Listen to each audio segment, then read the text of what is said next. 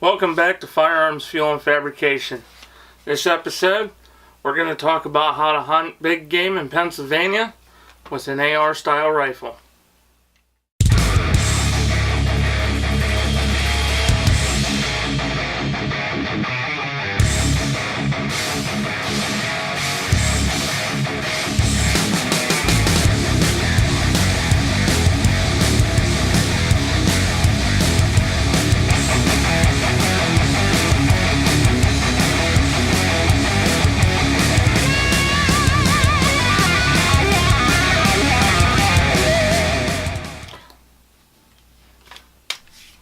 Welcome back, guys. I'm going to start off the introduction of this series with starting with, I know I've been gone for a while.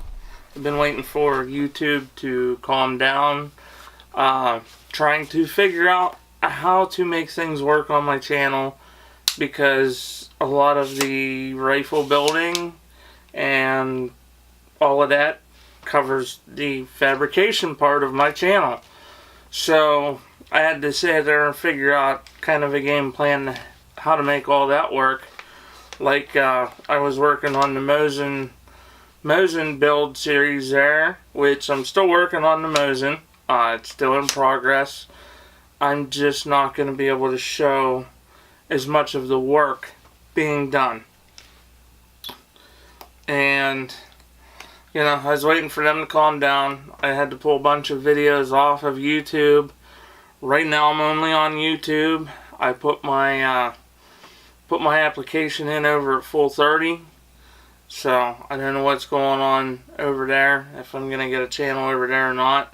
If I do, you'll see my videos of my builds come back up over there.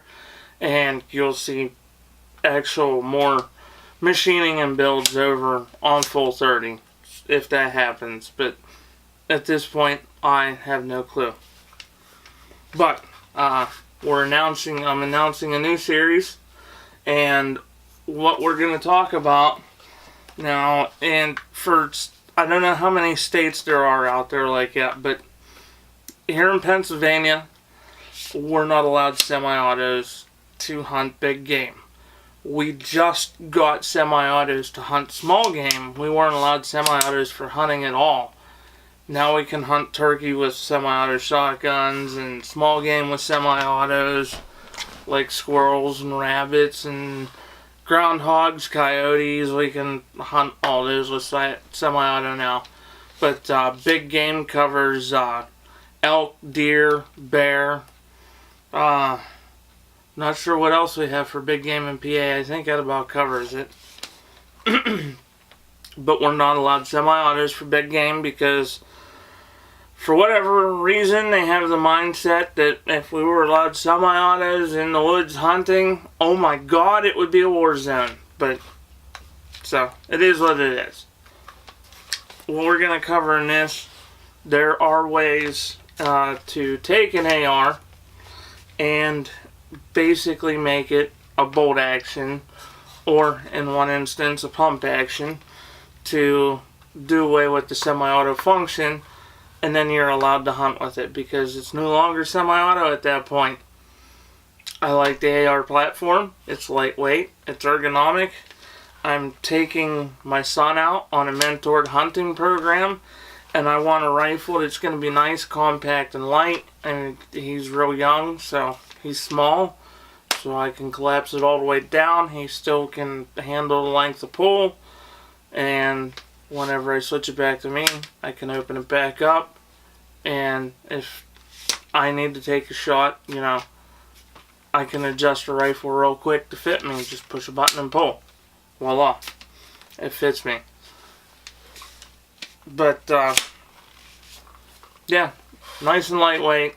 You know, this is a great rifle. This is a great platform. And this rifle is more accurate than a lot of bolt guns out there now.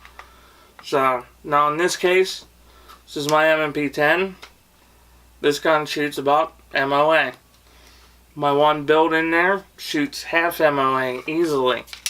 Hand loads, I can shoot pretty good groups with it.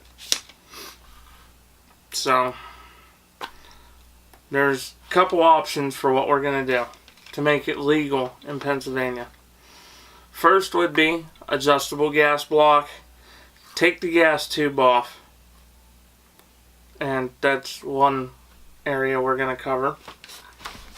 Another area we're going to cover, and this is a California compliance part, but I seen it come out on the market and it got my interest. It's called the Cali key. Now, versus taking the gun apart and taking the gas block off, say if you're like me and you got spare bolts laying around, or spare bolt carrier laying around, you attach this to the bolt carrier and this completely does away with the function. We'll be covering this in its own video.